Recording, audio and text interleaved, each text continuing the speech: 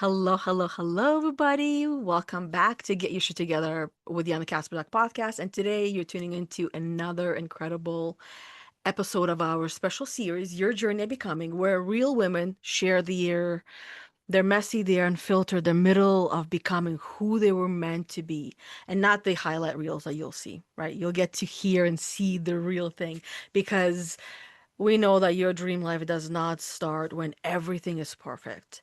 It starts when you've had enough of playing small and you decide once and for all to go all in on it for it. You go from choosing no more surviving and you realize that it's time to finally thrive. So grab your coffee, let's dive in. Because today I'm sitting down live with Émilie Avon-Green, therapist, slow motherhood mentor, private practice owner, and mom who once found herself at the office one evening, missing her daughter's supper and bedtime routine, and gave her 2 months' notice on that same night. So, Emily is here to share her stories of her journey becoming with you all. So, Emily, since this is Get Your Shit Together podcast, where we don't do all the surface level kind of shit and we talk about the raw, authentic truth of what it was actually Yeah. like for you on this journey so Yeah. far, because we know it ain't over I'm until it's still in my over, right? messy middle. It's an adventure. It's an Right, adventure. exactly. So, on this journey, when did you realize the life that you were living wasn't actually yours and begun to get your shit together? Yeah. So, I mean, most of my life, I've always been like a people pleaser and overachiever, giving myself 110%. Always like on the edge of a burnout, but never quite like hitting that. I kept Yeah, on you're changing speaking to jobs. the choir. Yep. Yeah. You're like, oh, I'm on the edge of burnout. Must be the environment. Let's just change jobs. And you have that honeymoon phase. You're like, Yeah. oh, it's nice It's now. kind of like running away from things, right? Exactly, exactly. And so I got my master's degree to become a therapist, and then I went and worked. And that still continues where, especially as a therapist, you keep giving for everybody else. So you do long hours, you like, you know, to your disadvantage. Yes. Yeah. Okay. A very Um, good girl, a yeah, giver. that's the thing. It's the good girl conditioning that we grow up with, Yes. right? Where we serve. We're here to help, especially like women. Women are We're kind of caretakers trained. and caregivers. We're the caretakers, we're the Yes. matriarchs, we are the people who care for everybody. So that's what I was doing. And I just kept getting worse and worse, meaning I had a lot less energy. I was a Mm. lot more negative, and I was just really, really exhausted. And at that point, too, I wanted to get pregnant, and I wasn't getting pregnant. It had been months where we were trying. I was doing tests to see what was going on. Um, and at that point, I wanted to get pregnant as like a way of escaping work. You know, Okay. I hear you on that one too. I was like, if I got pregnant now and then I went back to work for this much time, then I got pregnant again, how much time could I be off work? As if it was an answer to everything. I know, right? Um, Sometimes it is. sometimes it is. So anyway, I did have like at that point, I did have a burnout in 2021, really bad burnout. I was off work for 6 months. Like for the first 3 months, I was on the couch, there was an indent of my butt. Like I was not Oh. moving. And then slowly I started learning about like slow living, which is like living a life of alignment, slowing down, not Mm. hustling. And I was starting to like do better. And I got pregnant during that time too, which was Makes amazing. sense.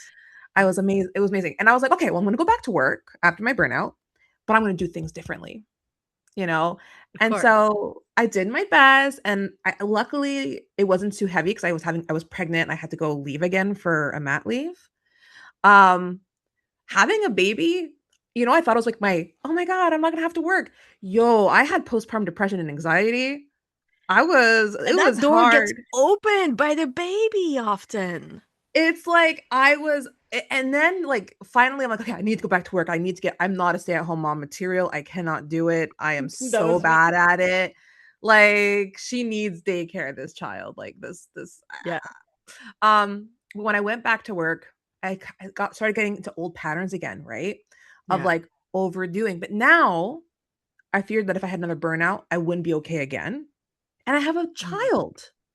And now I have a child. Yeah. And I really wanted, like, I wanted this baby, right? I wanted her. And that's what happened. Like you said, I was working, working, working. And then I was slowly building up a private practice on the side, but I was too scared to make a jump. Of I don't know if course. Who that isn't? fear comes up, right? You're like, oh, Yes. stable income. I want to stay here, private practice, your Security, own safety. business. Yeah. Ooh. Um, but I could see myself getting worse. And then, like you said, it was that one night I'm at the office at 7 p.m. I had just seen a family. And I look at the time, I'm writing my notes. I mean, the office is empty. I'm in this boardroom writing my notes, and some of the lights are even off, because like the lights turn off when the Yeah, in the yeah. building.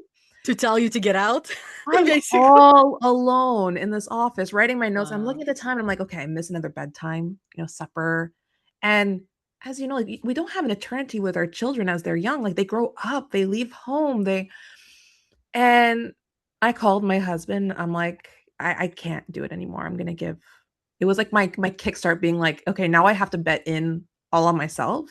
Hmm. Because at that point, I was working with children and families, and I'm like, I'm literally spending more times with other people's children than my own.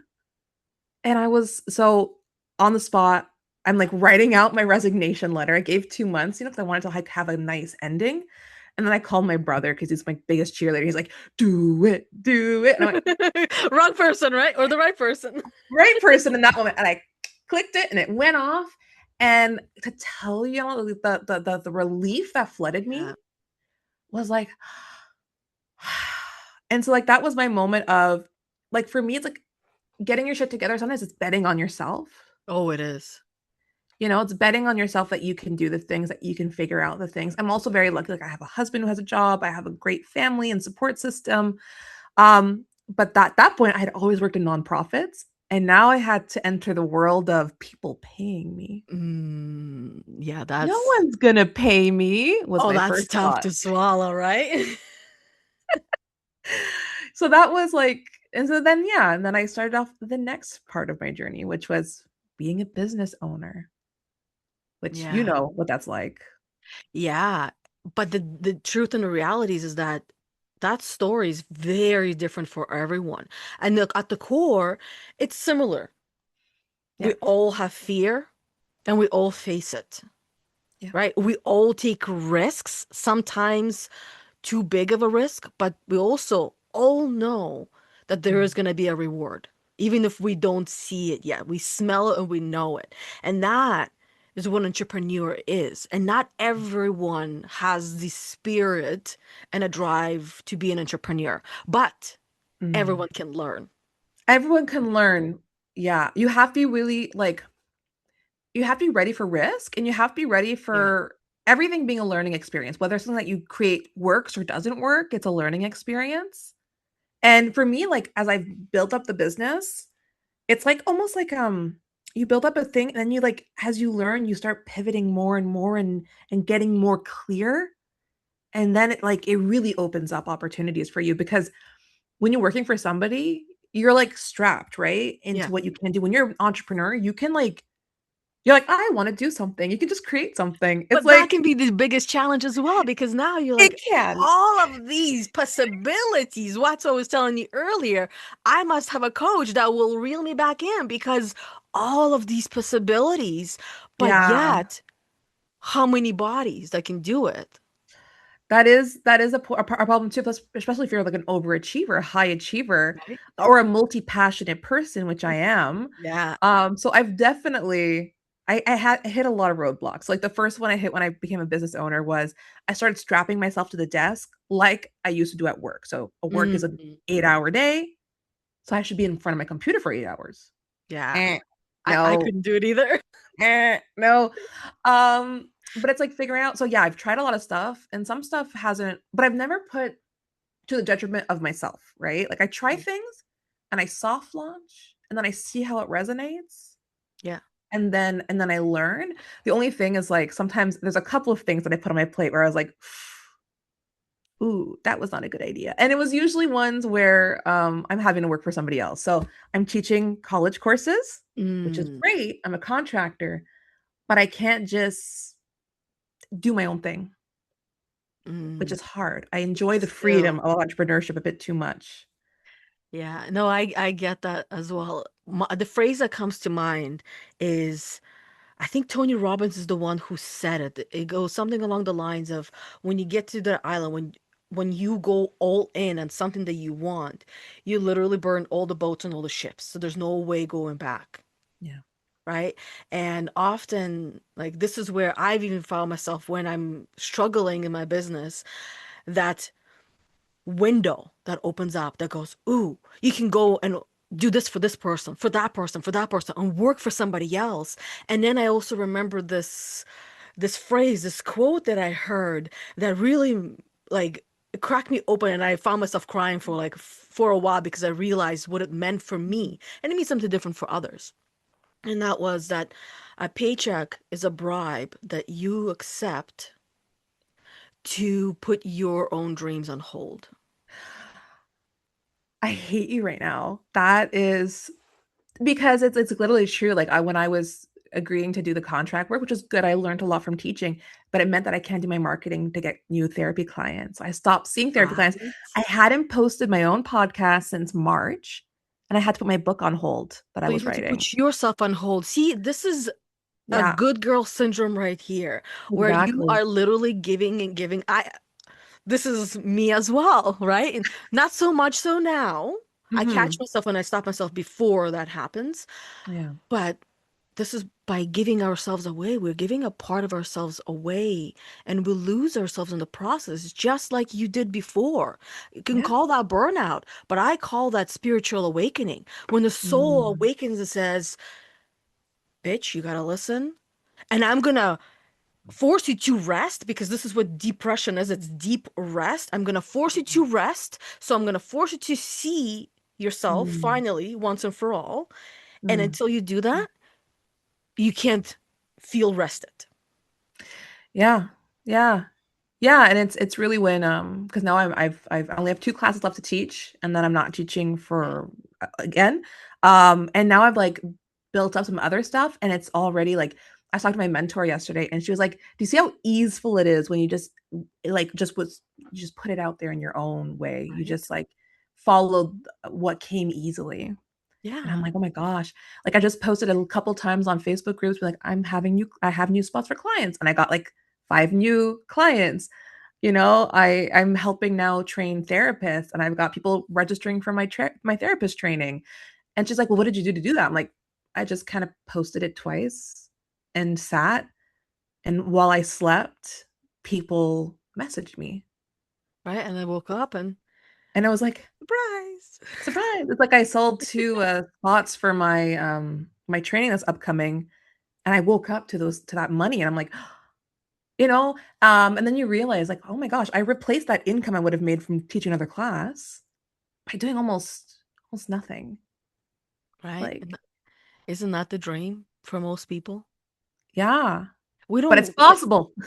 oh, it definitely is possible. We don't, our dream, even though some people feel or think that their dream is going to be Mm, to do nothing for work and just mm, have money coming in, the reality is that they will get bored. They'll be depressed and not happy. You wouldn't want to do nothing. We're still, our purpose is to feel like we're contributing something to the world yeah, somehow, even if it means for those who are stay-at-home moms to focus on your kids primarily and just raise them and your house and yourself and whatever that makes you happy, whatever that fuels you and excites you and makes you feel fulfilled. yeah, That didn't feel too fulfilling for me, just to be, and this is where I use the word just, because just to be a stay-at-home mom, I kind of did similar thing like you, where it was just one day I couldn't, I found myself realizing that not that I can't do this job, is that I can't do this job, that it's not yeah, for me. Like, I'm gonna yeah. lose myself completely in this process, and that I'm meant to be doing something else. I had no backup. Oh No gosh, backup. Not, I had a husband. I still have him, right? Or he still has me, I kept both him. ways. I kept him, right? He kept me. It goes both ways, right? We Yeah, yeah, choose yeah. each other every day. So basically it means any day we cannot choose each other. And which means that I gotta do my job to make sure that he chooses me every day and vice versa. Mhm. Mhm, So mhm. that fateful day, like my hands, and this is how hard it was for me as a good girl to walk in and quit, knowing that I was one of the best, still newbies at that time, 7 months, that my hands were like cramped up and I couldn't move them the whole entire day. But by the end, I walked in and I told them, not for me. Mm, I meant to do something else. I had no idea what I wanted to do whatsoever. And then I went home, and that's where my next wave of depression set right in, and I found myself sleeping for days, literally, even mm. barely making to the bus with my kids. When the bus stop for my kids was, you walk out the house and it's 5 houses down, literally at the bottom of the street. And I was Okay. still late every day, right? And this is, Mm. as a therapist, you know and understand where the mind goes through. And that's the hole I started crawling out of little by little. And then the rest is history, right? It's just little by little. And I'm like, now it's about me. Now I started to move slow, right? Slow motherhood, as you would say. I started to move slowly and figuring myself out. And there's no timeline for any of this shit, right? Well, it can change too, which is normal too. Seasons change, your right. It's the values, it's the priorities, and that's ever changing. Nothing is set in stone, which is kind of nice because you're Right? never stuck. Yeah. Exactly. And I love the quitting stories. That's why the story you were telling me about how you quit. I'm Yeah. like, I love that. I love my quitting story. We should all love our quitting stories because if we don't love them, then we shouldn't have quit, Yeah. right? Simply put. And that's why anyone who wants to share their quitting stories, like let us hear it down I below, right? love it. I love quitting stories, but like, don't just tell me you quit. Like, give me the backstory, give me the Yeah. lore. Give it, Tell me, spill the tea. Tell us all the spill the. I'm a goodies. therapist for a reason. I love the tea. Like, Right? Just don't give us your boss's name, whoever it was. Right? Let's here's not the go in address of that the direction. company. Right? Where you worked, how, and all these things, right? They still have you sign the non-disclosure kind of stuff in the end or in the beginning. So, right? We've got to be cautious with that. And also, it's not about them. It's about you. Exactly. That stuff That's the doesn't even thing. matter. It's like um in the movies, there's a lot of extras in the background they wouldn't even notice, they don't see. It's kind of Yeah. like that. Those are just the fillers that are Yeah. not that important to It's the just, rest yeah. of the world. And that is the truth, right? To us Yeah. individuals, like I can tell you the different people that I worked with and the essentially the damage that they've done, but in reality, it's not the damage, it is the opportunities they have given me to become better and stronger in those places where I felt broken. Yeah. How else Yeah. would I have known, right? Yeah. Yeah. You learn a lot from these events. I think when you can see them as learning opportunities, that's when it doesn't hold you back as much. You don't get No. stuck in the past. Hmm. Which and I also could talk about lots of things, but I think anybody who works I know, somewhere, right? if There's a you're working with lifetime anybody, there. if you're working with somebody, it's like living with somebody. There's always going to be stuff that happens. Of course. So, I mean, because like living even with your partner, you're like, oh my God. Sometimes. We all have good days, we all have bad days, and we all have horrible days, and we all have amazing days, right? And Yeah. it's especially like with partners, it really, or with any relationship, I Mhm. think it's important to know how you fight Mm. and then how do you come to a resolution after? Because those things are what matters the most in the relationship, any relationship, even with mother Yeah. and daughter, right? And I, as a therapist, would call that communication, right? How do you Exactly. communicate, right? Because that Yeah. is like an argument is just a different type of communication. Yeah, it's conflict resolution. Yeah. But Yeah. none of this shit is being taught at school. So we come out of school, and then our parents weren't always the great examples, No. right? Or their parents weren't. We all learned from the monkeys that raised us, right? Monkey see, monkey do. Of But course, I'm referring to myself as a monkey too, if just in case of mom listening, nothing personal. oh my gosh. No, but it's also true, like, because I work with moms, right? My specialty is moms who are experiencing burnout. And they're like, I don't know how to help my child regulate. And I go, of course you don't. You don't know how to regulate yourself because you were never taught. Like, how Exactly. can you expect to teach someone else something that you were never taught And we and teach never by observed? showing and by doing. Yeah. So right? that's what I do with the work. A lot of the moms is like, yeah, we focus too much on the children. Sometimes we have to focus on the parent, right? It's like, what can we do to like help with your capacity, help with your emotional regulation, help you set Yeah, boundaries, and then just by virtue of that, it exactly. creates co-regulation for the child, right? And a Oh, better I agree. environment. I So, also use an example of you watch Cesar Millan, right? I'm sure we all know Cesar Millan at this point, the dog trainer guy, oh, we right? yes, yes, So Cesar Millan will always say, the dog is not the problem. You mm, are, right? And with going through my journey of becoming, I learned that my life is not the problem. It's me, yeah. right? It's all that programming, all of the baggage that I've Mm. gathered over my lifetime that I know of, and then even more so that I don't know of, and even more so that I'll never know of because every minute of all the waking days, how much of that information is really just completely wiped clean. Oh, there's yeah, and I mean like so much of it's internalized, and then our brains, right? Like it creates neural pathways, so like Yeah. repeated neural pathways. Oftentimes I call like when I'm with the younger generation won't get this, but I call like a lot of our thought processes like a record on repeat Okay. Yeah. because it just like repeats, and you're not even aware of it. It's kind of just in the background, Yeah. but It's we do need to bring it looping. into awareness, right? So that we can then observe it, question it, and then change the narrative. Yeah.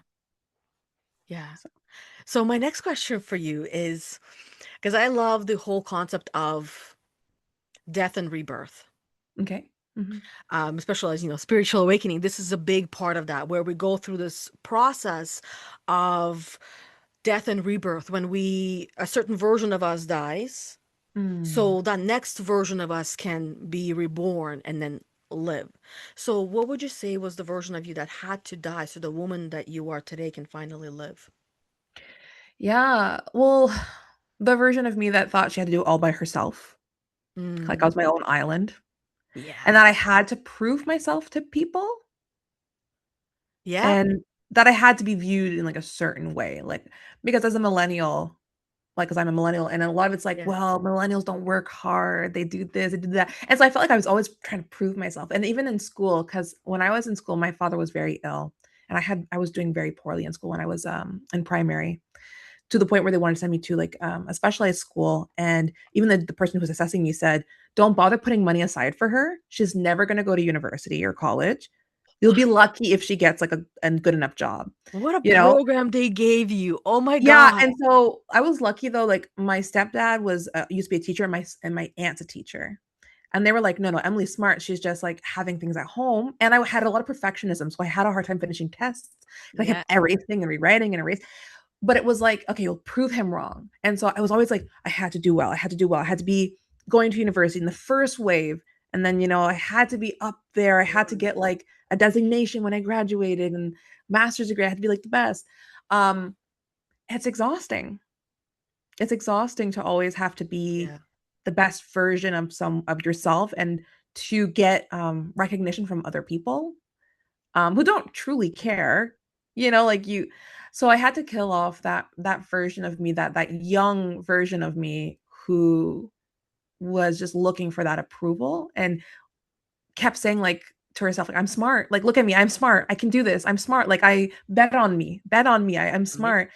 um and so I had to yeah, I had to kill that off, and now, I am smart. I want to like I know I'm smart. I don't have to prove anything. I like to share. I like to connect. I have friends and family that I pull in to support me because Mm-hmm. you can't live this life by yourself, and humans are not meant to do it by themselves. We're social And, creatures. and asking for help is a strength. So Yes, it's it is. it's but oftentimes, that little Emily, that's what my therapist and I call her, my little Emily comes up, and then I have to like mother her and tell her like, I got this. You're safe. We're okay. We've Yeah. got this. Yeah. Yeah.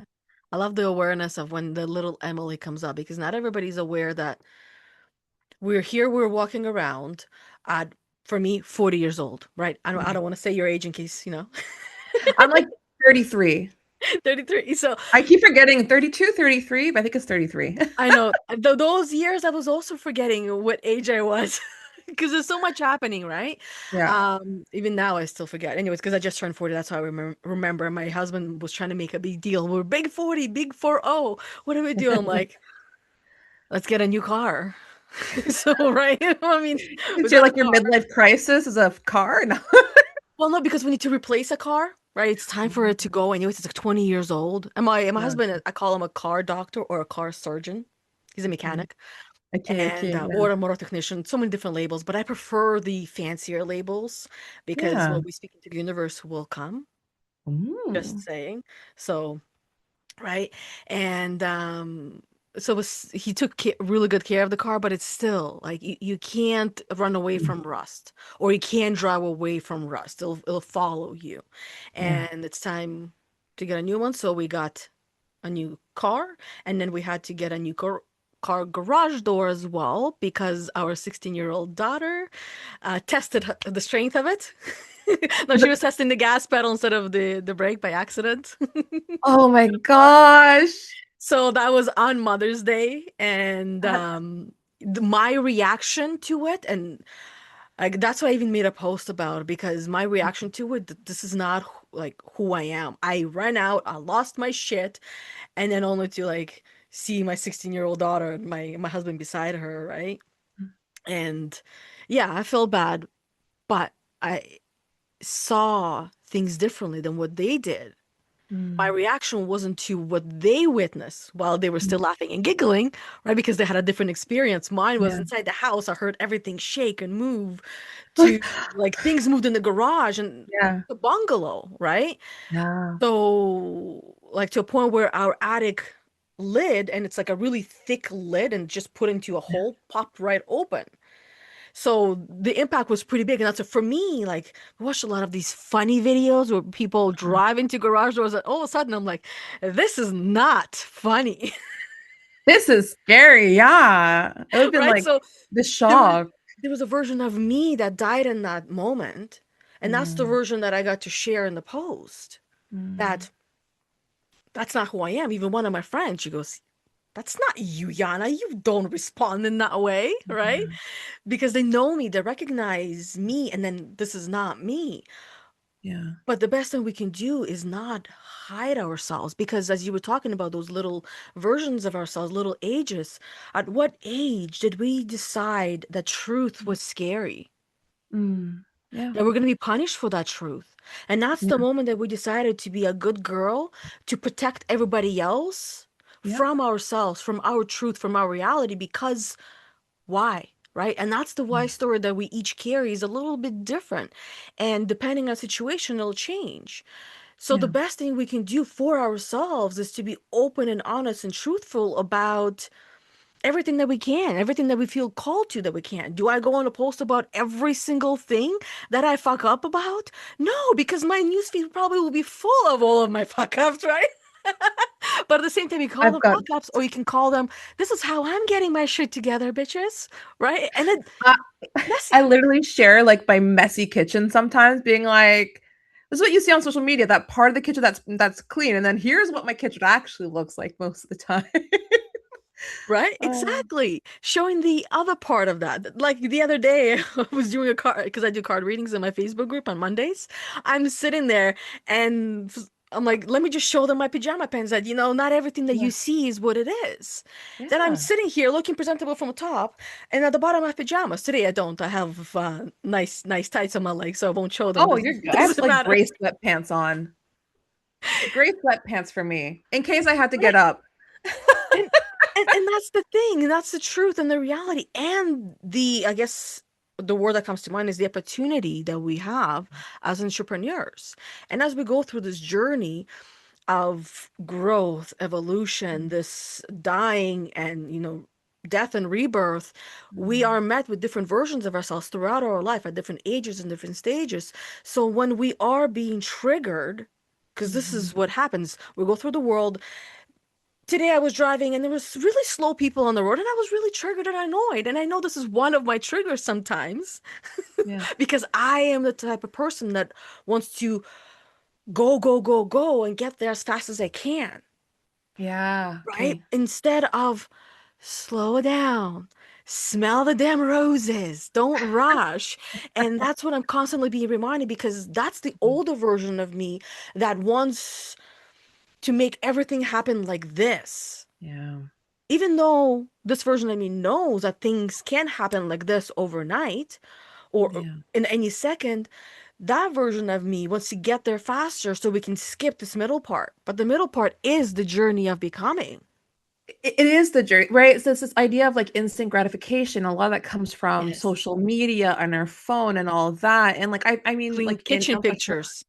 yeah, in entrepreneurship, they call it like, you have like there's like a you go, oh, this is so fun, so fun. Wait, this is actually really hard. This is actually really hard before you can get back to it's called the Yeah. dip, Yeah. where you get back up. But a lot of people stay stuck here in the dip because they're like, Yeah. well, this is not the dream I was sold, of being rich and a millionaire. But like you have to enjoy the dip, Yeah.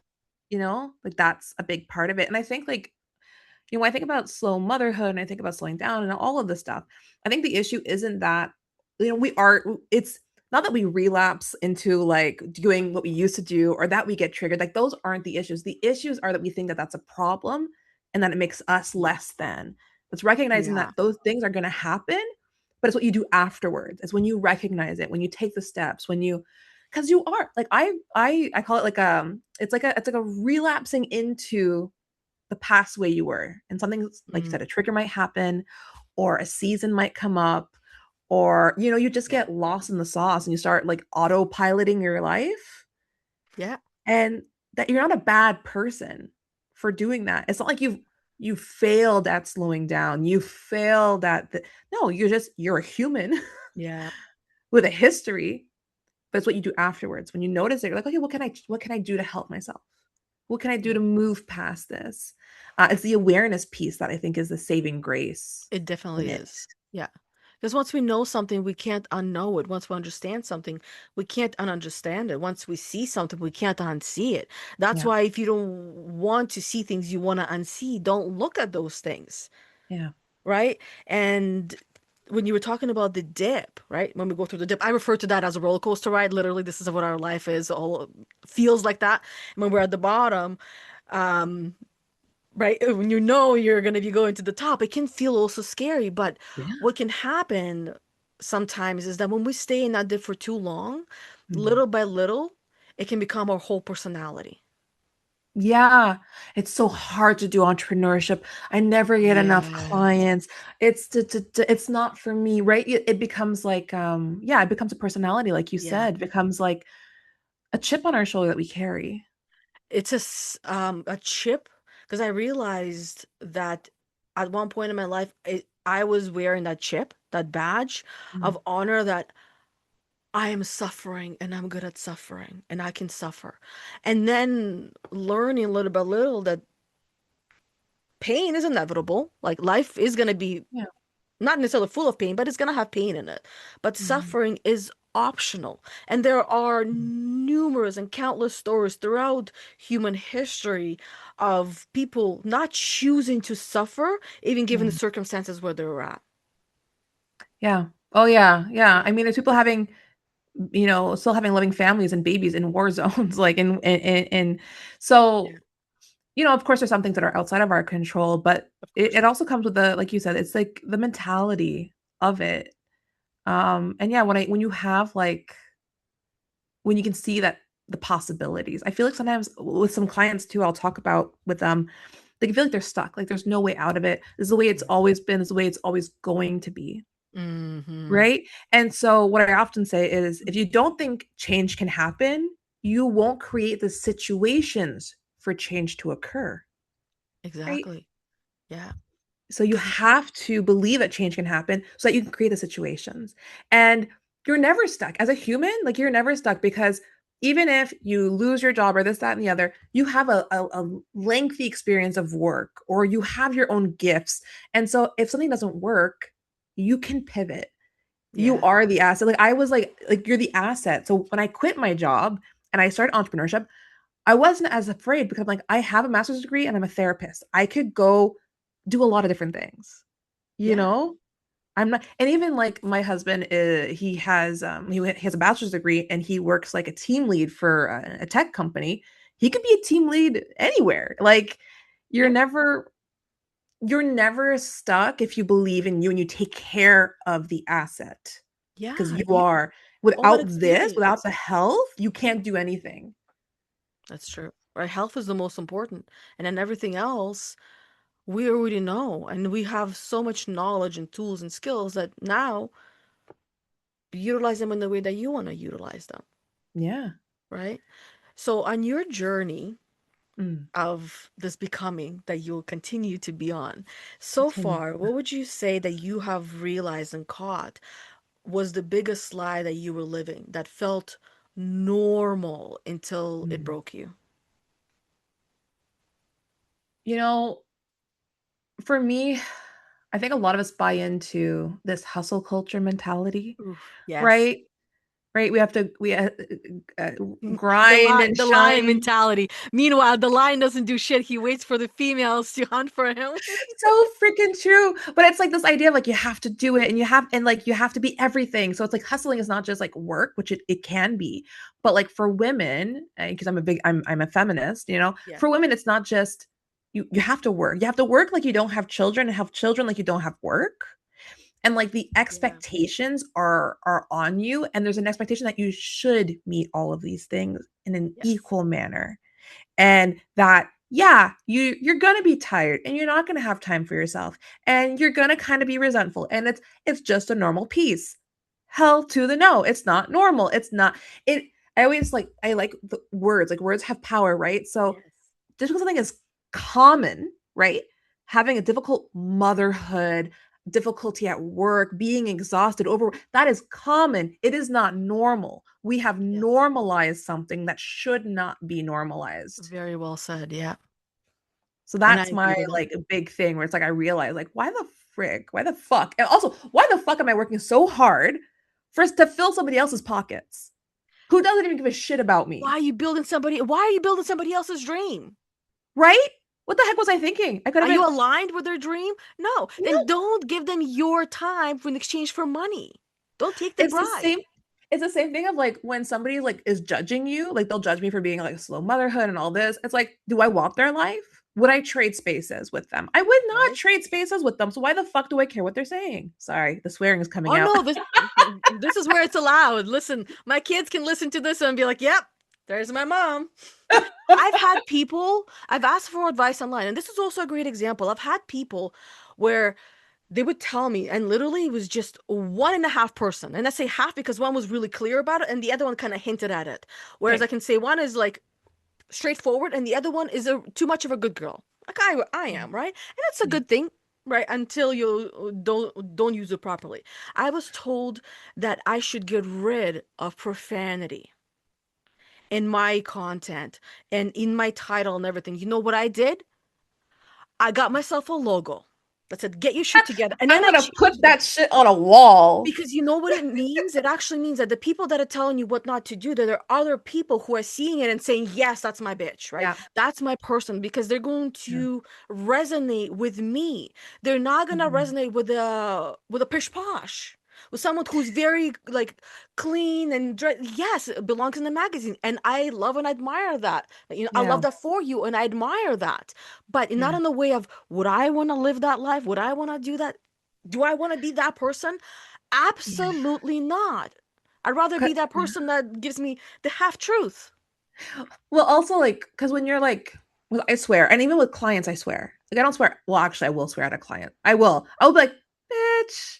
Like, and they know it. When I do my Checking, discovery right? calls with them, when I do discovery calls, I always say, like, hey, I do swear, I use profanity. Like, I'd be like, what the fuck, man? Like, so they know and they are comfortable doing it too. It's not that it's unprofessional, right? It's just that it's an authentic representation of how I speak. And so to limit that is to censor my words. No, to And do you censor want a yourself. censored person? You want a censored therapist? And the clients that I work with, they want like they if I'm gonna a lot of therapists are supposed to be like blank slate. Like you're not supposed to have any emotion. You're kind of like, You're how not a does that make human, you you're a robot. feel? You're AI, Right. right?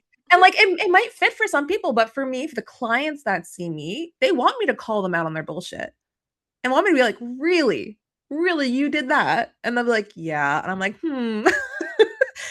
like it's but it's who I am. Not everybody needs to swear. Like obviously, it's just how I am. Yeah, It's just how I am. And so I love it that it's how you are as exactly. well, because then it makes the conversations flow easier. So I don't have to watch what I No, say. not much explaining needs to take place either. It's like I've when we had our garage door replaced, there was a little bit of an issue, right? Mm. Where the windows that we ordered, they were supposed to be all on the right side, but they Mm. were all put on top, similar to like the Oh, previous door we had. So of course, right? Like that's a pretty big fuck up, right? And uh-huh. understandably, most people would be upset over that, and I was upset, but at the same time, what's the point of being upset over and crying over spilled milk? Like what's done is done. And at the same time, Yeah. I knew there was going to be a resolution, a solution. It's just a matter of which option did I want to take. And after Yeah. some time, we figured it out and came to a resolution that benefited both parties.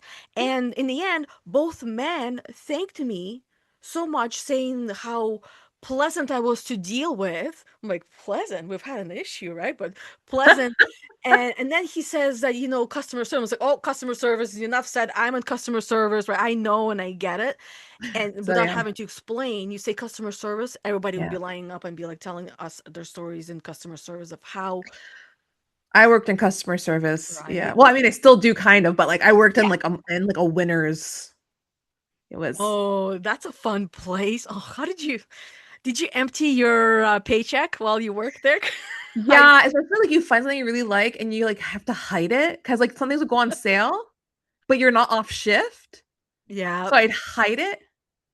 I It could was never work fun. there. I tell you this because it's my Oh, but favorite place. I was a broke university student, so I didn't have that much. Oh, see, this is where as a university student, I didn't go to university, I went to college, but as a college student, I wouldn't have gone and spend money on myself that way because I had no interest in anything in those places, really. Yeah. But then once having our own place, kids, and then little by little, you find the I know. stores that has everything from different places, and it's like you once you see it, if you don't get it, that you might never see it again. I The FOMO is love to real. buy things. I just bought, and I'm looking over because I went to a Renaissance fair a couple weekends ago and I bought the weirdest stuff. Like, I'll show you one. Look at this little troll. Oh, that's not weird. That's adorable. I love the moss, the moon. I mean, the It's troll.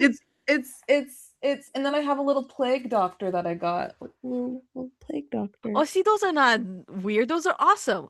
I w- I Oh, display that kind of stuff in my kitchen, in my front me door. too. I've got little ghosts when I do my therapy. My ghosts are always here. I got a chessboard. My son was asking for a chessboard, so I get him this really old antique Chinese chessboard with like special hand carved I call Oh, it the cool. decorations pieces. Yeah, And yeah. now it's displayed. Also, I brought up my singing bowl. Oh, And the yeah, boys yeah. started playing with it. So I'm like, okay, I'll bring other things up. And I got, I call them pitchforks, but tuning forks, Yeah, right? yeah. I got some tuning forks. So I laid all that out. And all of that we have, as you walk into our house, and we'll have the little table there with the Chinese Nice. chessboard that looks so beautiful and decorative. Well, the singing bowls and the little gong that I got that Yeah. it's like, that doesn't I really belong love it. anywhere, but why not? I love it. I like my stuff's decorated, but I have a almost 4-year-old, so Yeah, and say no more. I already told you my youngest is 13. I mean, we had that conversation of, the third, and when you were saying, like, when your mindset was of having a child so mm, you couldn't get out of work, yeah. that was my mindset. The moments that I Mm. wanted to see yes, that was the reasoning behind it. And I just, like, Mm. that's not the reason for It's it. not the So reason to that's why have I a still have child. not said yes to a third, and I don't think I will be because Yeah. not my mind has not been changed over the past 6 years, and I feel bad because my husband wants one. And I know some people will be like, "Have the third, have the third." They're gonna be sending me some memes now and Oh things. my gosh. But Oh, literally people I'll go into like a subway lineup with the baby with my daughter and be like, another one? She's so gorgeous. You should make another one. I'm like, are you gonna help? mm. Are you gonna help me? Like, Are you gonna um, be the nanny now? Oh, thank you for free. You don't say. yeah, I'm like, oh my God, this is so nice. Thank you so much. No, I'm one and done and I'm so happy though. Like, but never know. Maybe down the road I'll want another one. But right now I'm like super happy. She's so much Well, fun. let's see what your husband says because I felt kind of one and done after our daughter because we had a Yeah. miscarriage of the twin girls. So, Mhm. like, Yeah. there was still a little bit of that fear of Yeah. what if. And part of me was done, but my husband, like, no, no, you always said at least two, right? And I always did say Mhm. at least two, and I wanted to, the at least is being the good Yeah. girl, the polite girl, and using the word Yeah. at least for the benefit of the other person, knowing that they would want three. So using that language, we all do this sometimes. Yeah. When in reality, two was always my number, right? That's why we have Mm. two here, two angel babies, and Mm. right, we're Yeah. okay. I mean the royal we right here. I'm Well, I okay. mean, you are also the vessel.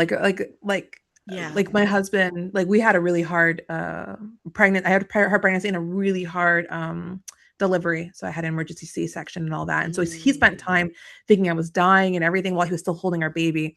So yeah, that's he would be happy either way, but I'm the vessel, right? I'm the one who'd be yeah, carrying. And he is like, I don't know if you could like mentally handle all that. I'm like, yeah. I don't think I can. I really don't think I can. See, I know the truth, and you know the truth that we can handle anything and everything. But the other truth is, do you want to? No, like it would be a lot. Like I don't want to go through the depression of the pregnancy again with the sickness, and then I have to get another Yeah, C-section, and that was a bit yeah. traumatizing. And then I'm prone to postpartum depression and anxiety. Mm-hmm. Me too. And I am healthy now and Yep. happy, and I have my body. You know when you like you I'm it takes a while for your body to become your body again, right? Yeah, still And I'm working on it. It's still actually it's been shown that like the hormones and all that can affect you like 7 years postpartum, Yeah, right? especially I took So antidepressants after we had our son. I'm still on So, antidepressants. Woo! right? Like because it's hormonal. Like that's the thing. It's not just like just feel better and get some air. It's a hormonal thing as well. Like it impacts you create a body in your body. Like Yeah, that's incredible, but also now I have wicked scar. I'm like I feel like so cool with my right, scar. I'm like, I made, and I see her and I'm like, I made that. And I'm like looking at her, she's so tall. I'm like, I made, how the heck did I right. make Well, that's that? what I had to take her out a different way. Yeah, yeah. She was too big. She wouldn't come Yeah, out. They were like, I was like, yeah, I made a big baby. yeah. See, I have a friend with similar story as you when it comes to the delivery. Mm, And she has a son. She too did not want to have a child. And mm, now that her son is 9 mm, and she just recently lost her father, she actually decided mm, to have a child before she lost her father, but then she lost her father and now she's definitely like wants to have a mm. child. And she Yeah, did not want to because of all the stories that she was carrying and at the same time wasn't ready until now. And she actually thought that she never like she's like, nope, nope, yeah, nope, I'm done. Like one and done. yeah. And she did not want to have it again. I'm like, I feel like I'm like trying to change your mind here. I'm not. It just the stories seem to be like similar, and I It have is. examples, and I feel so called to share them because for Yeah. you might be like becomes more clarifying as nope, nope, nope, or being opened up maybe one day if and if not, And right? you never know. My Mhm. brother and I, we have don't have the same dads. We have 13 years age difference. Wow. Yeah, my mom had a hard time getting pregnant with me, and then she later on when I was like third, yeah, then she got pregnant with my brother, and yeah, we have a 13 year age difference, Wow. which is That's a big intense. He's like in university right now, and I have like my family. She's like, this is wild. Like and that's what I I'm, was thinking. If I had another one now, it would be by that time my daughter would be 17. She's a yeah, December baby and she was born early. She was supposed to be January 11th and she was born yeah, December 18th. On my last day of work, I was supposed to going into work and I remember even like just such a baby calling my assistant manager and saying, "I think I'm in labor." Meanwhile, my water broke, right? And I have contractions. I think yeah, I'm in labor. So I don't think I'll be coming in tomorrow. yeah. And you don't think? But yeah, that was Like, a yeah, fun journey. It was due to stress at work. Mm. right? We all know how Mhm. stress can work Yeah, on the it can body, impact I especially mean, the women. stress impacts the physical Yeah. body, right? And So vice versa, yeah. and that's literally what happened because all that stress leading up to that Thursday evening where we had Mm.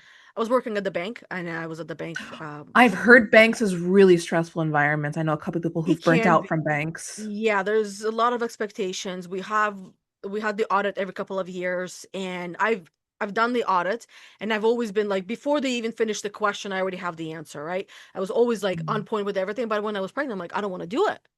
Yeah, Like, fair. Yana, you have no choice. You're the best, blah blah blah, right? Like you Yeah. have no choice. And so that fateful evening, went in, did the audit, couple of hours later, sleeping, my water broke, and we're going to the hospital, Wow. right? Wow. I was a really good girl. I always Yeah. did what I was told Mm. until not, recently, but not that recently, where I started Mm. to learn how to say no. And the best thing I've learned is that no is a complete sentence, I love saying this. Yes, no is a full sentence. You don't have to say more. right? It's you don't have to That's over it. explain. And women, we tend to like think that we have to over explain to like so people won't like be hurt or they'll like think Yes. something else or we think it's like So there's no, no misinterpretation, but because we explain, that's what we happens. over explain and then they're like, oh, they're Yes. over explaining. Why are they over like you literally? Yeah. I'm like, if somebody wants to be like pissed at you, they'll just be pissed at you no matter what you say. If somebody Yeah. chooses to misunderstand you, they'll misunderstand you no matter what you say. Exactly. So, And like, save your breath. yeah. Like, And say less. That's a reminder for myself, Yana. Say less. As yes. if you're standing in front of a judge sometimes. I've had to, yeah, for a red light ticket. Oh, it was so scary. So scary being in trouble for a red light ticket. Oh my God. Uh, I got, without saying much, I got some money off of it. I didn't even Yeah. have to go, but I'm like, I'm gonna go fight because I have to. But I did it, and yeah, survived it. No, it's sometimes people think that no is like a bad word. I actually have a YouTube video I made about like saying no, how to say no. That but it's actually like a strong thing you can do because you set your Yeah, boundaries and people actually respect the no the more you actually do it yeah, because it's better to say no when you can't do something than to say yes and like not be fully there or fully fulfilled or fully, and yeah, people respect the no. You'll be surprised. You'll be yeah. surprised. And sometimes people would not respect the no followed with an explanation why. They much rather not hear the excuses or reasons. And those that do, they're listening to the information that you're sharing so they can use that information to get a yes out of you. Yeah, they're using it to respond, right? Yeah, but also to Eh, see how they can get a yes out of you because in the end, like kind of like twist and manipulate in the way. yeah, yeah, depending And on the we all person do that's it. It's not behind a it. bad thing. That's how we get our kids to do the things we want them to do and our husbands to do the things we want to do. Come on, let's be honest. We all do this. It's a great, What? right? I never. We're No, perfect. but it's true, but I think, like, the more that like, when I teach to say no or something, it's we just repeat the same thing. Like, it's, Yes. "No, I'm too busy. No, I'm sorry, I'm too busy. Or just like, I don't feel like it. Or just, I no, don't feel thank like it." you. Whatever the reason is, I'm just thinking at work, like, let's say you have, like, a lot of, like, people are maybe still at work, and they are like, "Oh, here's another priority on top of your 10 other Yeah. priorities." It's like, well, I have other priorities, I don't have, the capacity for this. Or if you want me to have the capacity for this, what am I dropping? Yes. You know? And that's it. Yeah. That's it. And, like, honestly, like, a lot of bosses, they don't care about all the blah, blah, blah, blah. They're just like, No. They "Get to just the don't want to point." do the work themselves and they want to delegate it to the right person. Yeah, and But I've said no, like, I used to get clients referred to me all the time at the agency that weren't a good fit, and I'd be like or I was too busy, and I was like, "No, I don't have capacity for this client," or, "No, yeah. this client wouldn't be a good fit for me, I wouldn't be able to support them," and that was it, and they got transferred to somebody else. Yeah. Well, in some situations, like you said, it's kind of necessary Mhm. to state the reason why, but in other situations, not so much so. No, and it doesn't have even if you do say this is like, the reason why, like, the reason why I just gave wasn't super long. It did not take an hour of Yeah. explanation. It wasn't me kinda like, "Oh, I'm so sorry, da, da, da, da." It's like, you just say no. You could just say no, but you could also say, Yeah. Especially, I think as you transition to a no, the explanation feels more comfortable for some people because they're used to it. So just do a small explanation as you Okay. transition to learning how to say no. So it could Okay. be, I'm sorry, I have too much on my schedule. You know, it could Hmm. be just that as you, but no more, no more than that. And Would then you as you say get better at it, it's a skill. Saying no it is is a a skill? skill. Yeah. Then you'll be like bitches like me and Yana and be like, no, peace. Or no, thank you. I appreciate the offer, but no, thank you. Honestly, my daughter's like that. I'll be like, oh, Gwenny, do you want this? She goes, no, merci. No, thank you. And I'm like, okay, boundaries. Okay. Right. So, question for you: what would you say, like in terms of feminine and masculine? Now, you're quite familiar Yeah. with the feminine and masculine, I would imagine. Mhm. So, would you say less is masculine and say more is feminine? In terms of like societal like upbringing, yes. Right? Because in society, men don't have to like if you ask your husband what he's thinking, he's probably thinking about nothing. I know they have that ability. It's Women are thinking amazing. about 10 I'd things at a love to be a time. man in my next life. Yeah, and it's just a normal like it's how society has like constructed the genders, right? Yeah. To kind of like feminine and masculine. It's even like I talk to some people about jobs, like a white man, will apply to a job with barely all the things on his resume, whereas a woman will need to have all the requirements on her resume, and even then she doesn't think she's good enough for the job, and she'll be like, "Oh, because I did this." A man's just like, "Yeah, I want it. Thanks, I can do this." Yeah. Like so yeah, the over explaining is a feminine trait, but it's not because oh women over talk, it's because women have been taught Yes. to be of service to the other, and to not do so would require an explanation so that it's not like Yeah. you're being selfish, It's almost right? like It's to protect. over giving. Over giving, so it's yes, but because of the way that we've been raised. Yes. Yeah, because Yeah, we've been raised to be really good girls, and good yeah, girls give, give, give, and take care of others. yeah. Period. But where's the self, right? And this is where the self, my next question for you is there we all have this moment where enough is enough. What Mm, was your enough is enough moment where you knew you either had to change or stay mm. stuck like this? Yeah, so that would be like it would be when I had my burnout, Mm, because when I had my burnout, I was not doing well, and and but I was like still striving because at least I was there for my clients and helping my mm. clients. Okay, so And then it surviving came almost. surviving, but I was doing it for them, right? Oh, Yes. look at me, We bleeding show heart. up for others We show up for before others. for But then ourselves. it came to a time where I was with a client. I had been seeing this client for a long time, and we're waiting for their parent to come pick him up because it was a teenager. And I was very tired. And the client asked, "Are you mad at me?" Like, and I'm like, "Oh, what's wrong?" And it's like, "Oh no, because you look like off. You look like you're maybe mad." And I'm like, "No, I'm just tired." And I wasn't mad at the client. I was just very tired. But in that moment, and this client knows me well enough, so like they knew it was like, oh, okay, Emily's just tired. But in that moment, I realized that giving for myself is actually still not good enough for that client, right? So like, I was dragging myself to be able to support the other, but it's actually causing more harm. Yeah. And it was actually after that, that's when I went on burnout leave. Like right after that, I started bawling my eyes out and with my partner being like, why am I holding on to this when it's really not serving anybody? Yeah. And That so that was energy, like that my energy transfers, right? And she felt that energy. yeah. Well, teenagers are very, very highly attuned. They are, but unfortunately, most won't speak up. So the fact that she did, Yeah, we it's have been working that's together for a that's long good. time. So I'm really happy that she did and that she knew who I was. Like she doesn't knew it Yeah. wasn't common for me to be that way. So I was able to but yeah, I'm so happy she did. So yeah, at least that was good that she felt Yeah. comfortable enough telling me. But then I was wondering like, oh my gosh, how many other clients was I with where they might have been thinking the same thing, and it was I just like yeah, but you know what? I it's think it's yeah. possible that for in that moment that because the phrase that I hear, sorry, sometimes like I hear like almost like a voice, right? And it Mhm. says that sometimes when people speak, they tell us more about them than you. Yeah. Yeah, So what yeah, they're true. really saying in that moment is that there's that fear of being mad at. And Yeah. often kids feel that way. So maybe there's something else that was happening in her life in that particular moment that Yeah. your body triggered That somewhat. that's for sure, like, because that happens, especially with the children, but there's also, like, this idea of, like, transference and counter transference and how we impact each other, but Mhm.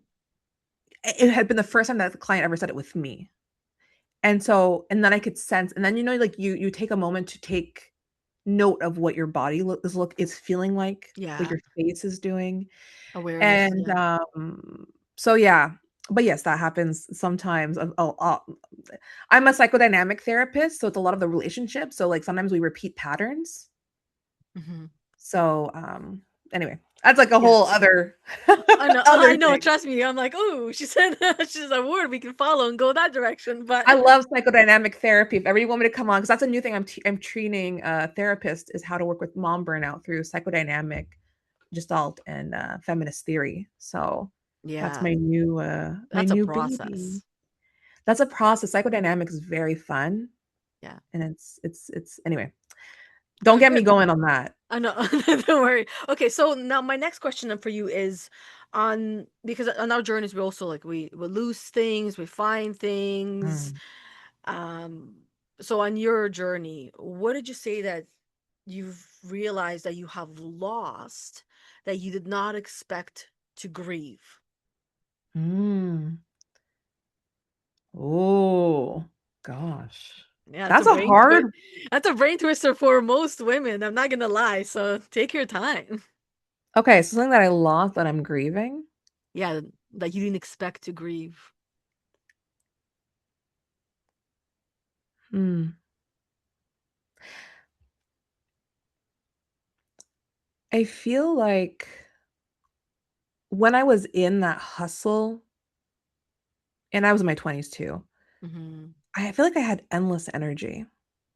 Ooh, I love that. Like I could do it all, late nights, Yeah, weekends. And I don't know if it was because of the mentality, but also because of the energy you have in your 20s. Um, And then, slowly as I started embracing a slower lifestyle, I let go of that anxiety that leads to the energy and that energy. yeah. But also when you become a parent and you come in your 30s, you also do lose some energy. So I do miss that boundless energy, but I do not miss how the energy would affect my body Mm, because the energy was tied to anxiety of proving. yeah. So it was like I was constantly on edge and anxious. And so now my body feels a lot more fluid, but I do miss that energy, especially when my daughter is like having a lot of energy and I'm like, I just wish I could match her, Yeah. but I can't. And that's okay. Yeah. But I do grieve that. I grieve that energy that I once had. I agree. I haven't heard this one before. Oh, And yay. right, I love these new realizations that women have with this brain twister of a question because we never know what comes out. And I feel like a lot of women would resonate with losing that energy in their 20s. I refer to that energy as the masculine energy, though. Where Yeah, it's yeah, like I would literally agree. like go, go, go, 24-hour cycle energy go. And this is the reason why women are the ones primarily getting burnt out by the age 30 or closer to 30 Yeah. because there's so much in their masculine on this Mhm. 24-hour day cycle completely be not being taught about the 28-day female cycle, which Yeah. is different than the I 24-hour. mean, even the seasonal cycles, right? Well, Like, that's honestly for me, that's how I understand the female cycle is literally like the season, the 4 seasons. And here in Canada, we have a magnificently long winter and short summer, but I obviously, yeah, last winter I put too much on my plate and then I was talking to my mentor and she was like, "This doesn't align with your energy." And I'm like, "You're right. I should be in like for me, I need hermit learning mode." And then this time of year is when I start like having creative energy and I want me to make too. things. I want to but then I like, well, I'm in this energy. I'm like, "Oh, let me engage for things that are going to happen in the winter." Don't do that. It's like that was like probably like I'm gonna create things and they're gonna launch in the winter. No, no, no. Winter is for like That even was bad. Hibernate yeah. in the winter for me. I need to Yes. hibernate and like just like kind of be, and then I can create later on. Right after usually the New Year's is when the winter begins, Oh yeah. right? Because we gotta be available for everything and everyone around December. And then Yeah. in January, that's what's like, okay, everything slows down. We give some love in February, you know? Yeah, yeah, yeah. Oh, March, it comes March and April, you're just like crawling to the finish Crawling out line. of the Oh den. my God. And that's literally how we feel every single month, where we Yeah, go through this winter. Normally, the winter is when the bleeding is, yeah, right? And then the spring, the yeah. summer, and the fall. And the fall often is when we start to feel like a little lost, confused, disoriented, because Mhm. how do we feel right before winter? Kind of like that, Yeah. as we're Yeah. And I mean, gathering like in the things. fall is very death and rebirth, right? Like if you Yes, think about, especially certain part of the yeah, fall when the veil is yeah. so thin. That's what the Halloween is all about. It's the I love veil Halloween. being really thin. And yes, everybody goes outside, but really we're meant to be going inside, Internally, yeah, this is when I have within. my think days and my stuff like that. And Yeah. no, it's true, and it's true. And I like that, like the idea of like the masculine versus the feminine in terms of, which is what I've been trying to do for myself, is getting attuned even in the Yeah. daytime, like during the day, where's my energy? You know, Yeah. because I'm I don't know if you know about human design. Yeah, I've heard of Um, it. Yeah. okay, I'm a I've had a projector. coach with Okay, human design. so yeah, I'm a projector, which means I have like limited energies. Me too. Yeah. And so I'm like trying to figure out where does my energy, and I actually think it's like in the nighttime. When my daughter goes to bed, Yeah. for some reason, I get the creative pieces are in the nighttime. Yeah, for me as well, but I've re-taught myself how not to be an night owl. I'm a morning bird now. And I Oh wake up God. like in the mornings before my alarm, sometimes 5:30. My alarm goes off at 6:06. Teach me your ways. My God. If there's a will, there's a way. It's just a matter of which one do you want more. I wanted to wake up in the morning more and have quiet time by Mm. myself before my kids, so much so that I relearned how to wake up in the morning and go to bed 9, 10, well, yes, sometimes 12, and then still wake up early. Yeah, no, I've gotta work on. There's always something to work It's, on, yes. but do not, and I'm saying this to like the people watching, do not kill yourself over trying to like optimize. Exactly. It's not worth it. That's not what It's getting not our worth. shit together is all about. It's about No.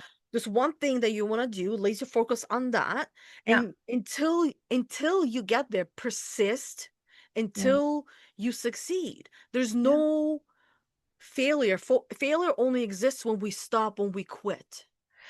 And there's no deadline. There's Yeah. no end state, Yeah. And you there's no know? really end result because the end result we get, eventually we'll be complacent with it and we'll want a different end result.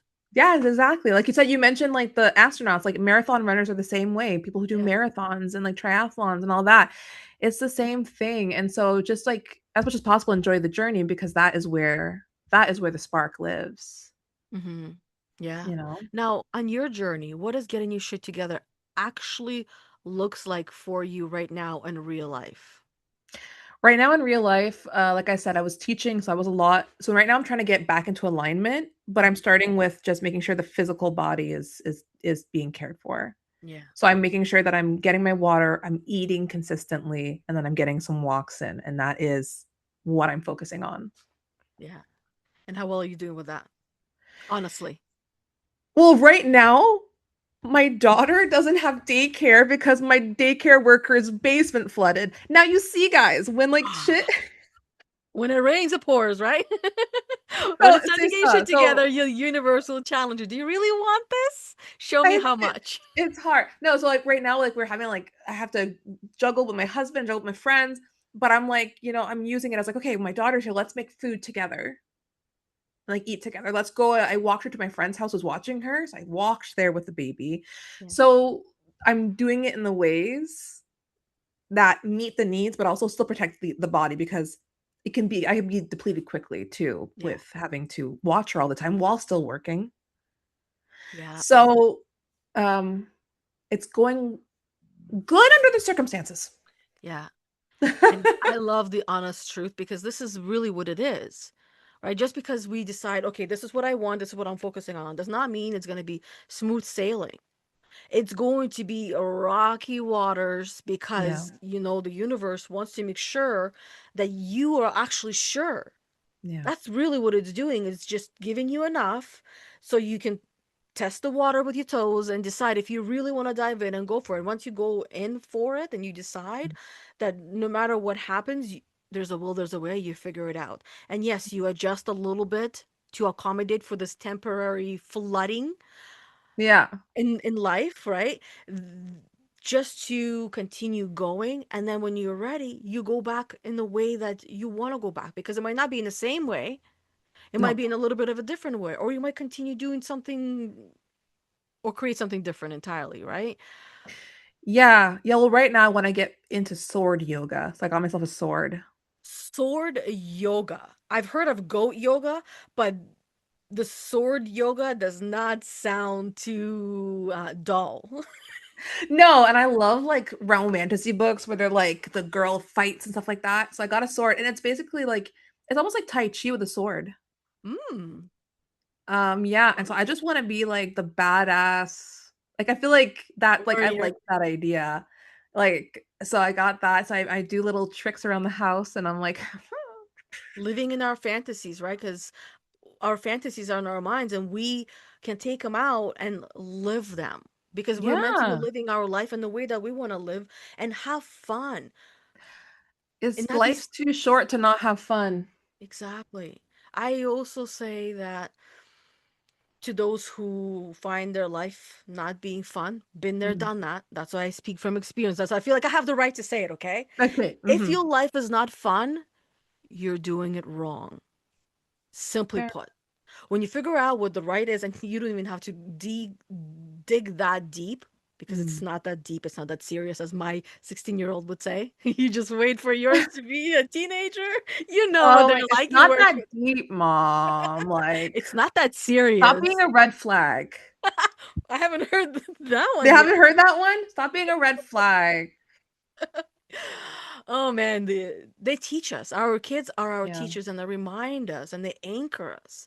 And I know that you and I were also teachers for somebody else right now. Yeah. And I would love for you to, talk to the woman who's listening right now, who's stuck Mm. in that dreaming, doing, doubting, and overthinking, overanalyzing phase. Mm. What would you say to her that might finally get her to move that she is not ready to hear? She's not ready to hear. Hmm. You know, sometimes we don't move because we think we have to have it all figured out and planned out. Yeah. But honestly, just taking the first step and falling on your face is the best thing you can do. Yeah. It's the best fucking thing you can do. Like, Yeah. don't expect perfection. Don't expect it to work out. Don't e- Just expect to learn and like get back up. Yeah. Like, I think, and I'm not saying that people are gonna fail whatever they're trying to do, but like, and I embrace it. Well, failure is inevitable. Like, none of us learn how to walk the first time we tried. We know. And no, exactly. You have to like fall a little bit to Yeah. learn. And then when you get back up, you see how strong you are, right? When you get back up. And I mean, a lot of people don't fall because they never take the first step. And which means they never learn how to walk. No, Imagine your baby exactly. never learned how to walk. Yeah. What would you And do? like, but honestly, like if you think about like when I teach like the counselors about like therapy, I'm like I can tell them like my first therapy experience when I was a therapist, a baby therapist, and I didn't know what the hell I was doing. I didn't know what the hell I was doing. Like even teaching, I don't know. I remember I had a Zoom meeting for teaching and I accidentally closed the whole Zoom meeting and kicked everybody out. Bye. We're done. I'm like, oops, oops. Like Yeah. but I've made a lot of quote unquote not mistakes, but I've made a lot of attempts that didn't work out, but I'm still further ahead than anybody else that didn't take a step. That's true. It's Yeah. similar to those kids who are scared to get on the bike because when they're scared, what they're really scared of is falling on the bike. And this is Yeah. where my husband was the one teaching them physically. Yeah. I was the one teaching them verbally, okay? So Yeah. tell them, like, what are you really scared of? Falling. Okay, get on the bike and fall from it. Get that out of the way because once you fall, you know it's not that scary. You learn how to Yeah. fall and then you learn how to get back up.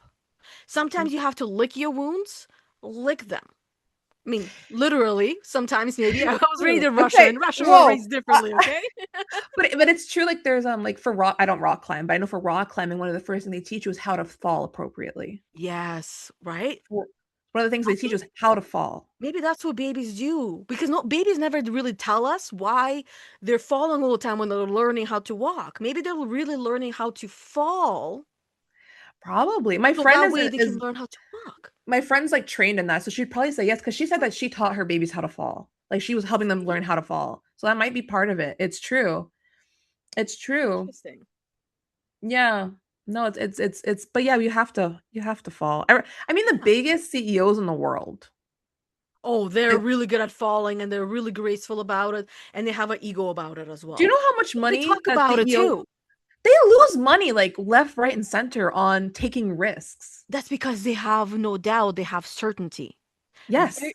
very different. And the mindset of rich and wealthy people is very different. The best way I can describe it to you, it's everything feels free.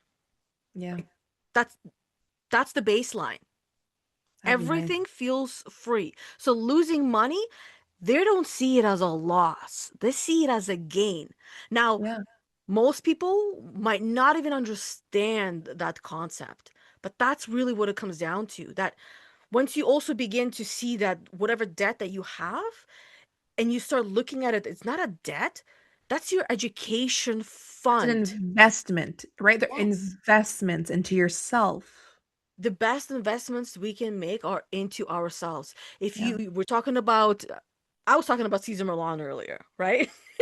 Yeah. You were talking about training people, Yeah. kids, or essentially helping the adult Mhm. to train a child is that whatever it is that we want in our life starts with us.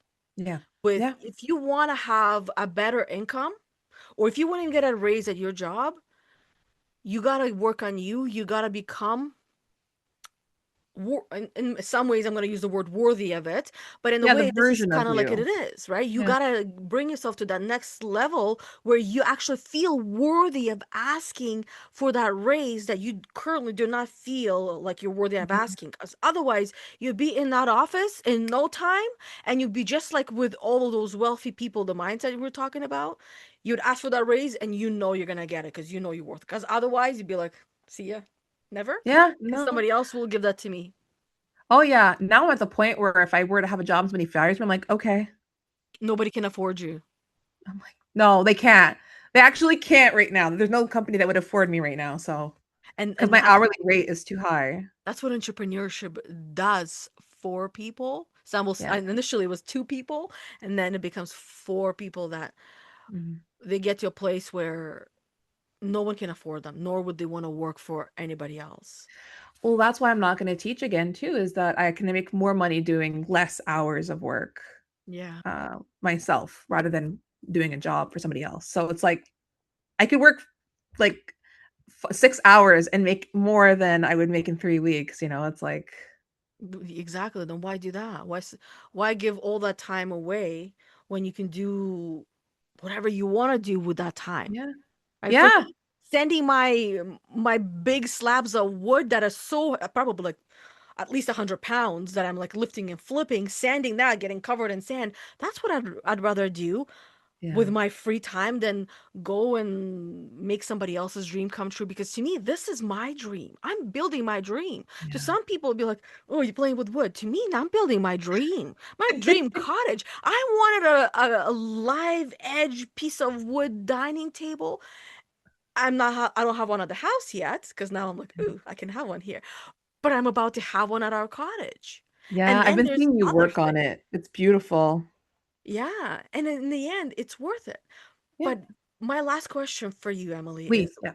What part of yourself are you finally allowing to exist without trying to fix, hide, or prove it anymore? Mm. I've always been like a loud person, like outspoken, but also just loud in general. And when I was growing up, it was, oh, Emilie, quiet down, now I'm really proud to say like I'm a loud shit disturber who that like that's just I'm loud. I'm Poking the just poo poo. loud and it's fine. I'm a shit disturber. It's fine. Like I love it. It's playful. It's great. It's Yes. so yeah, I'm loud. A different vibe. It's a different vibe. Yeah. So And if you don't like loud, there's the door, there's many windows. I You're literally have locked from friends who are much inside. see, I'm like the golden retriever of therapists. That's what I say. I'm a golden retriever of therapists. And if you need a black cat, I have friends who are black cats. I can direct you towards them. Explain by what you mean by a black cat. I'm curious now. Well, like I'm a golden retriever, so I'm just like, Yeah. hi everybody, hello. Yeah. But I have colleagues who like are very much more like um Oh, yes. um Posh. The one that we not talked about. posh. They're just very calm. Like they're very like yoga almost, like Mm, very yeah. Reiki yoga, tarot. They're just very calm, a very Oh, calm yeah. presence. And for some individuals, it's super needed. Like Mhm. if you're working with certain like demographics, certain people. But I'm not that person. If you want like a very calm person, I'm not that person. But I have Yeah. amazing friends who are therapists and coaches and all that Yeah. who are the perfect fit for you. I have a coach like that. And I've had Yeah. coaches like that because those are the ones. Otherwise, the other ones will be just wh- I get to, nothing will yeah. get done. My coach and my mentor and even my therapist, they are They're black usually the cats. opposite. They are Yeah. very calm, Yeah. cool, collected. And I'm like, thank God. Because if you're too, I'm already there. Yeah. Otherwise, there'll be a party. Like, see, we're already a little I'll be bit like, past our time because then it's just so much fun. It's like, okay. yeah, we're totally But that's what I'm saying. It's like, I could, I know, and I've learned that I've worked with different types of coaches, and I know what works for me. And it needs to yeah. be someone who can take my energy because there's so much to give. Yeah, yeah, and who won't let it like yeah, yeah, I totally agree. I totally agree. And then like the Yeah. clients that I see, either they're like they match my energy a bit, or they're actually like more on the lower end of energy, and they like feed off of the energy that I'm giving. Yeah. But I think that's it. Like either therapy or coaching or mentorship or whatever. Just you have to try people out to see what fits for you, Yeah. and don't just see one person and be like, oh, it's not for me. You The know? person might not be for you, but the actual approach Yeah. might be. And You people just come you have with to a little bit try. of a different approach. It's true. Like I've tried multiple therapists to get to the one that I have now and I've had for years and I love her. Yeah. But it's like you're not friends with everybody. You're not going to be, the Exactly. professional you work with is not going to be, every single one of them. Yeah. So Not it's everybody likes fun. to drink pickle juice as their breakfast beverage. Do you do that? Your face. Actually, it is that's is really good for you. I don't like pickles. Pickles Well, are then, cucumbers yeah. soaked in evil. Well, actually, salt is cleansing and hydrating, and it But has it's electrolytes. Oh, screw the electrolytes. It tastes like poops, man. I had like a student in class the other day. She's eating it. I'm like, are you eating a pickle or a gherkin? And then all the students in the thing were like, a gherkin, a gherkin, a gherkin. Like they're writing in the chat. Yeah. It was just funny. No, you can keep your pickles to yourself. I like dill though, like dill flavoring. Dill flavored pickles? No, just dill, like dill in a something, not Oh, pickles. okay. Well, then, yes. But see, this is where we have different tastes, even though we might be the same, or even twins, for example, they'll have different tastes, different things that they Yes. like and then don't like. And I've, one of us is right and one of us is wrong. No, I'm kidding. I'm I kidding. I'm don't, kidding. right? Well, I think I'm right, but hey, No, you keep no, but it's true. And also like I think it's good. Like my husband likes pickles and I don't. When we have food that has pickles, I'm just like, here you go.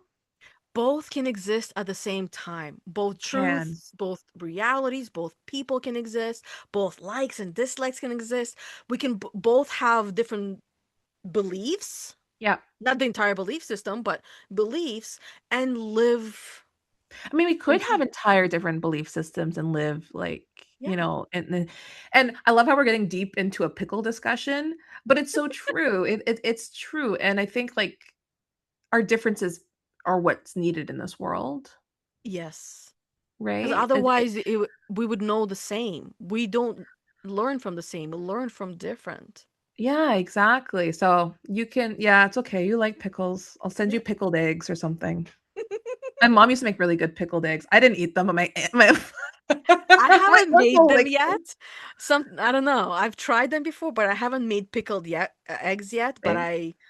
I actually even make sourdough at home myself. I have Oh. a starter, and I make it so fluffy, so it's almost like a croissant.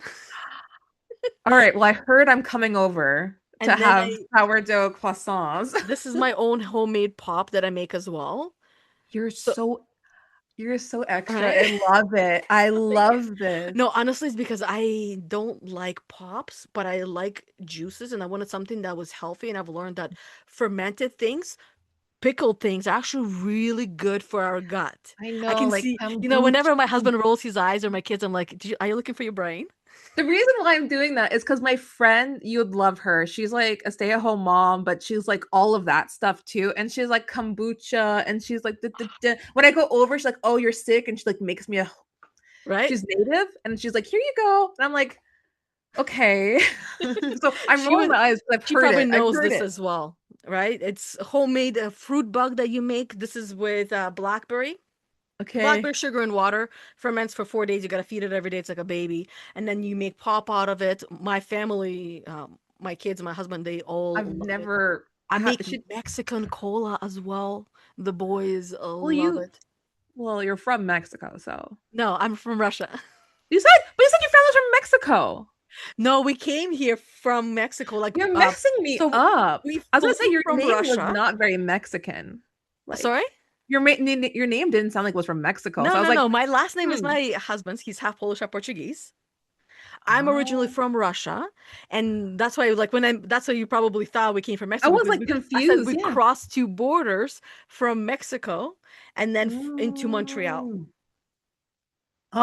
But we Oh. flew originally from Russia into Mexico. My mom and my sister, the three of Okay. us. My dad was already here in Canada. We flew to Mexico, crossed the border, and then Montréal. crossed the country, and then crossed the other border.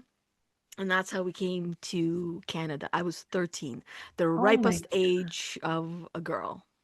Well, like your youngest. Yeah, my That's sister is crazy. 2 years younger, so she's 11. Was 11, not Yeah, anymore. but your daughter, your daughter's the same age as you were when you crossed. She's 16 now. My No, son is, la plus jeune, yeah, the youngest. he is 13. It's a Oh, boy. he, sorry, Yeah. he. Got one of Um, each. Done. one of each. And do you speak French then if you're in Montreal? No, I am because we crossed into Montreal, but now we live in Wellington, so by Guelph, as I was telling you before, Yeah. right? Because we moved a little bit with my parents, Okay. but we initially lived in Mississauga, like not too far from Oh, Guelph, yeah. right? Okay. I was like, if it was Montreal, I would be like, okay, yeah, you probably know French. See, I'm like, Right. I've got no story. I'm like, I lived in Ottawa, and then I lived in Prescott Russell, and now I Yeah. like that's And then it. you know what? That's beautiful because then you get to share your story and your journey and show what your journey of becoming was because my journey of becoming is different.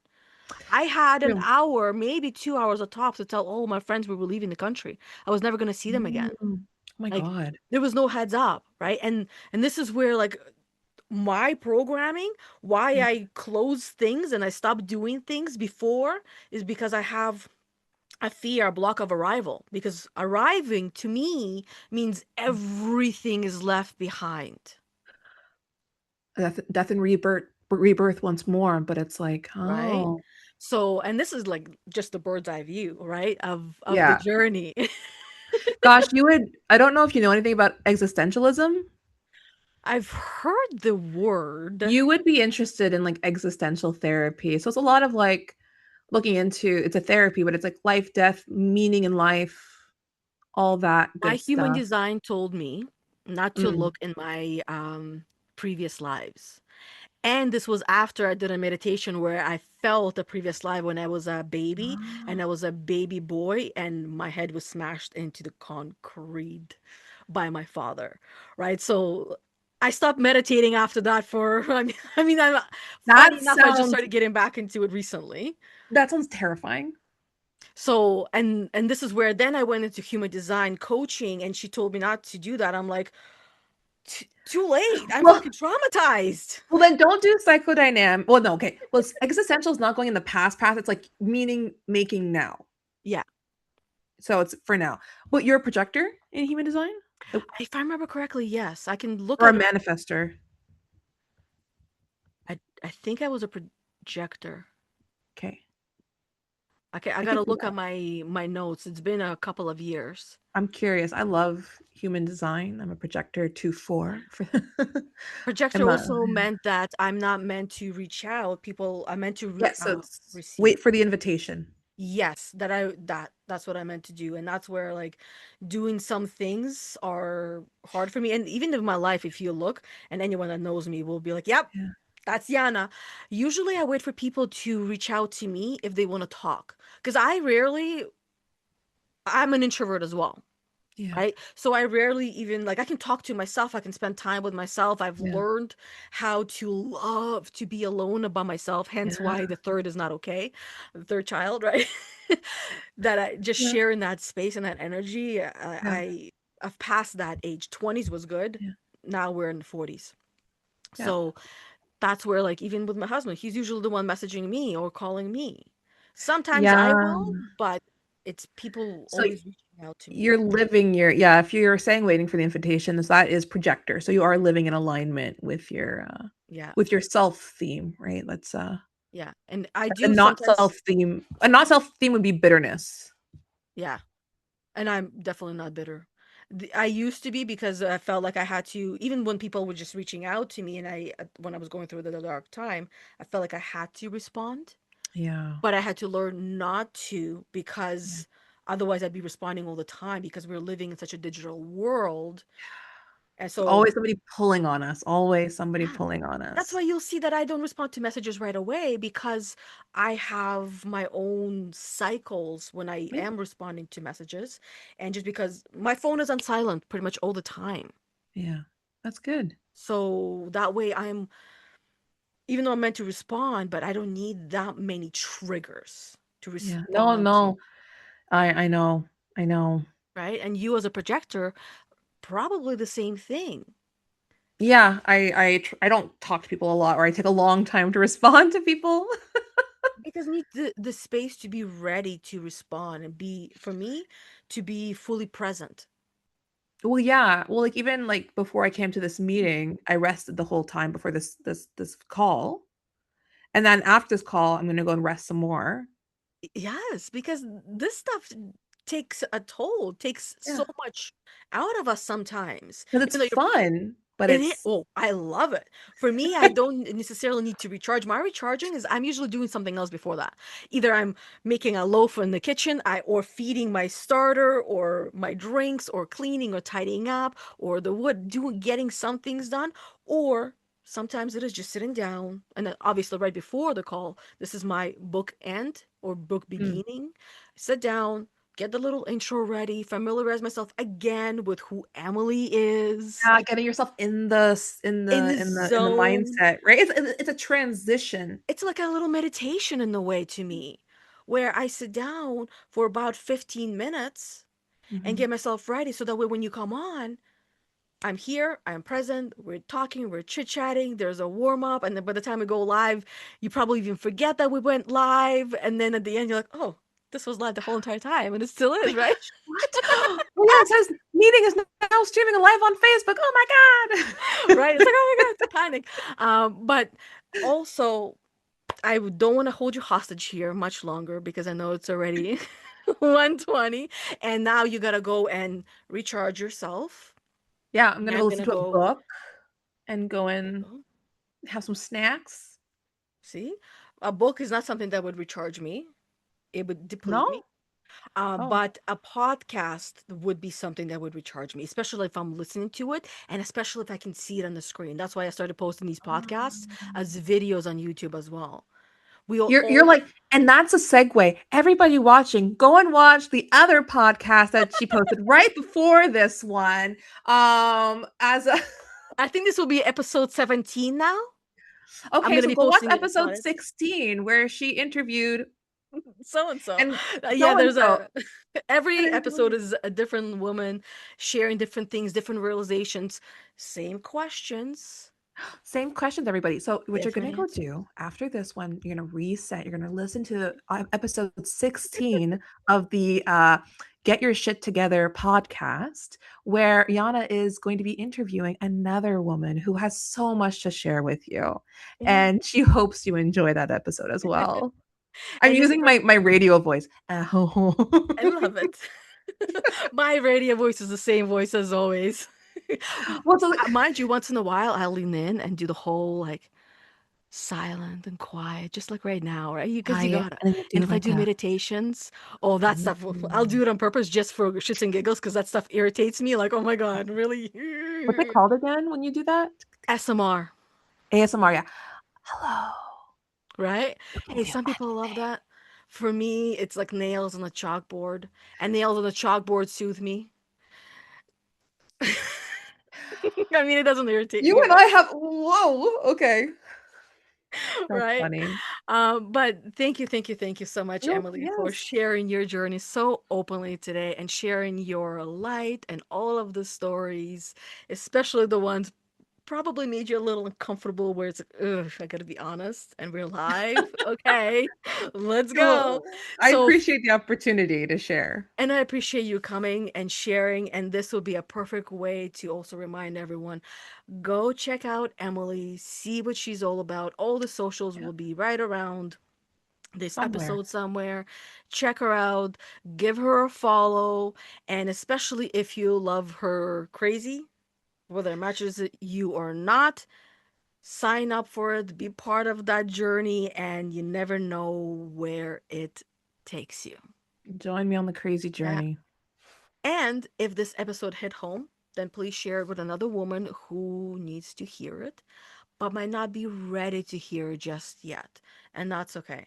And join us in the Facebook group Heal Unicorn Emotional Healing Business Spiritual Growth for Women, where I do card readings every Monday, as I mentioned earlier. I do live card readings in that group, whether it's a tarot card or an oracle card. Usually, I stick to the oracle ones. They usually have pages that match the actual card, so it's easy to find it in the booklet. And now also show us some love and subscribe so you never miss an episode. New episodes of Your Journey of Becoming, they drop on Saturdays. And others like this one, they'll go live on Facebook page, on my personal Facebook page first. Then they get uploaded sometimes the following Saturday, which will be coming out this Saturday on the podcast. So letting you know, Emily, as well. And sometimes it takes I'll a little share bit it. longer depending on how many I have in my pockets sis, for next time. So until next time, keep showing up, keep becoming. You are not behind. You are not too old. You are not too young. You did not miss the train, which means that you are not too late. You are right on time and you're exactly where you're meant to be. So thank you, everybody. Until we see each other next time, have an amazing the rest of your day. Thank you. Bye, guys.